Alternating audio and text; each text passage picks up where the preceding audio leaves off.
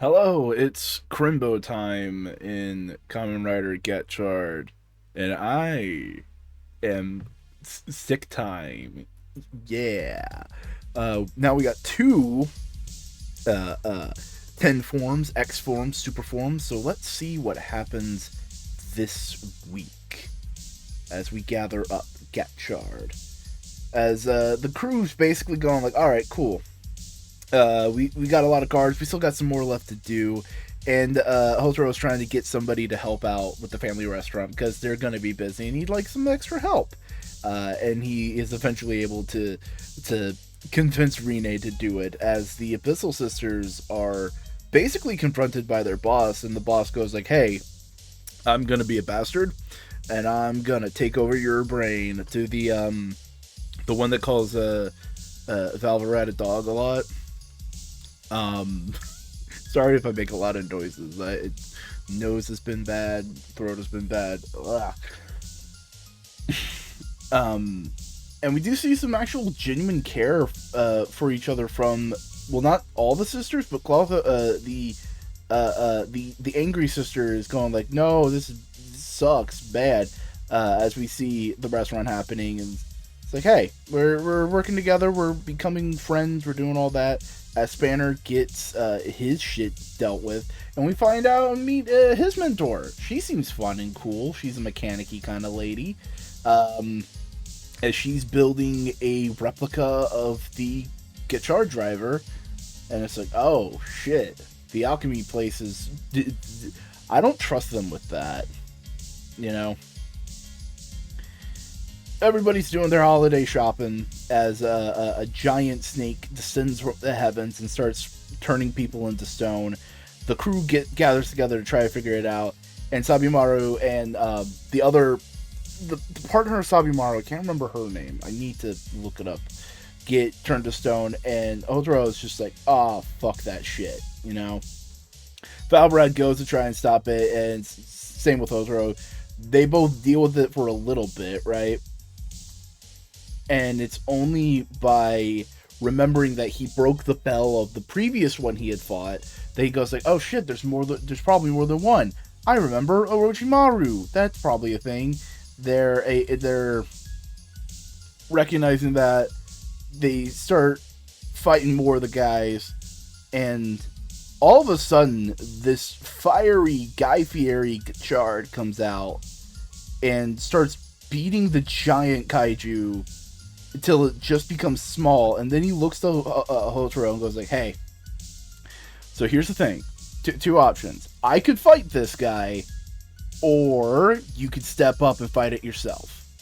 Like, what choice do you do?" And Hotaro's like, "Yo, dude, I'm gonna fight my own battles. I'm gonna fight because it's the right thing to do." He henshins, he transforms, he does all the things. He beats the Orochimaru out of the Abyssal Sister. And everybody gets de-stoned. It's a happy occurrence. Everything. Spanner even picks up Otaro and goes, basically, "Hey, you did a good job." First time Spanner's like actively acknowledged that Otaro's doing good. You know, Otaro was able to give the Christmas present to his mom that he wanted to, as we get a full reveal for the Abyssal Sisters boss, which just looks like Joey, the anime man. Super edgelord. It's hilarious. He's great. Um, but also another thing that happened that just it gets a little wonky do. The movie is 100% directly canon as they reference aspects of the movie, so we're going to be a little bit lost until that gets released and translated. Uh, and that did cause a slightly confusing start because it's just like, okay, wait, what happened? I didn't see any of that. But it does eventually capture the interest and all that kind of stuff as it goes through. But yeah, no, empathy is definitively being challenged. The new baddies do not care. Don't care about their allies. Don't care about hurting civilians. Don't care about anything of that. And just callously puts people in danger just to get to our main character, Hotaro. And the new Gotchard, the Guy Fieri Gotchard, basically asks, it's like, "Hey, do you actually care about people enough to put your life in danger, or are you just willing to let someone fight your battles for you? You know, this was a really good episode.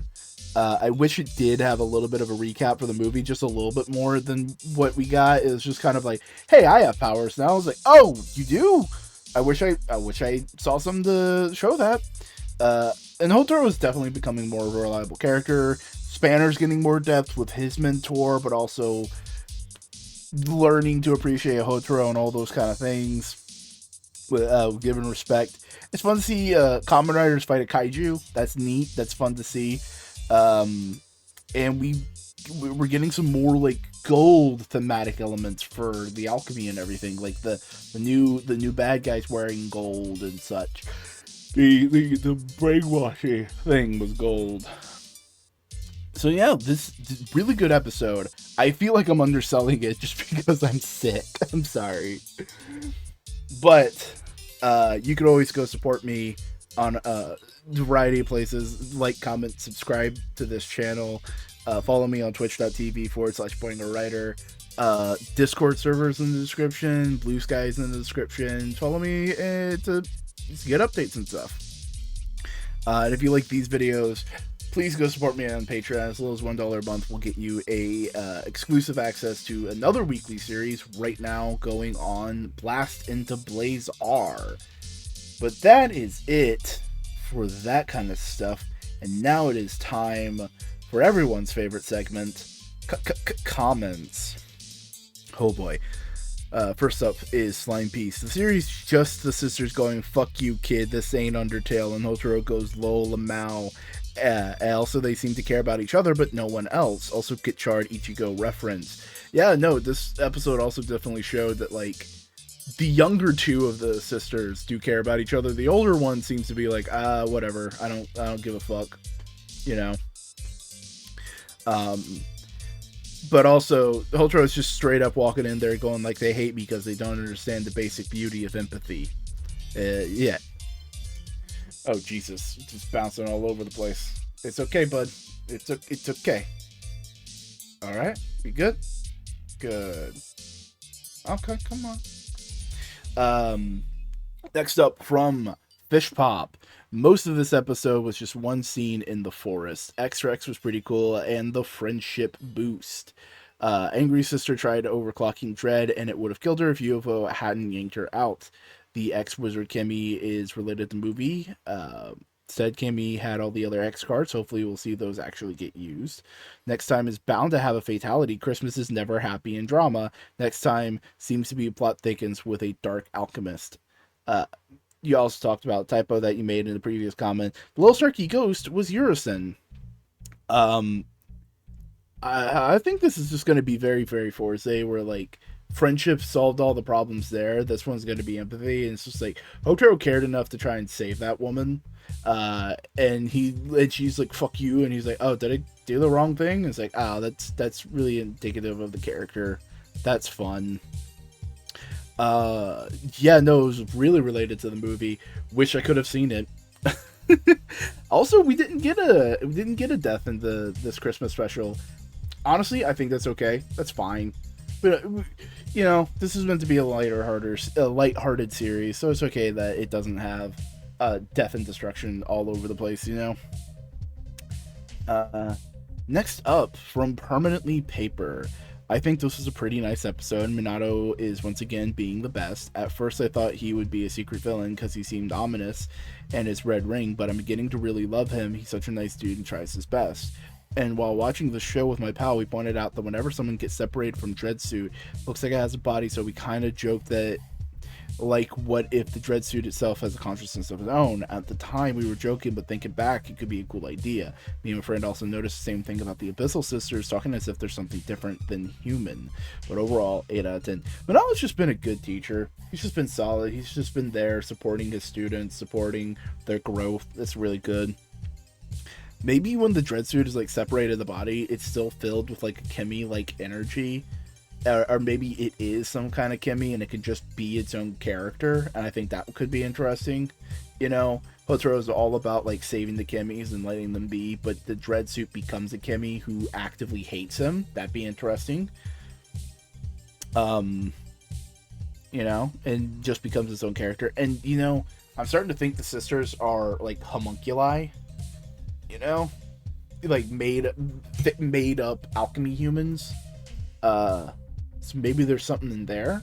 Maybe they were created by Rine's dad for a thing, and that's why the oldest one resents Rine, because she feels like, oh, you're the bio daughter.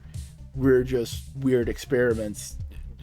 He never loved us. That's why I'm going to poke at that wound for you over and over again, you know? And finally, from Esconde.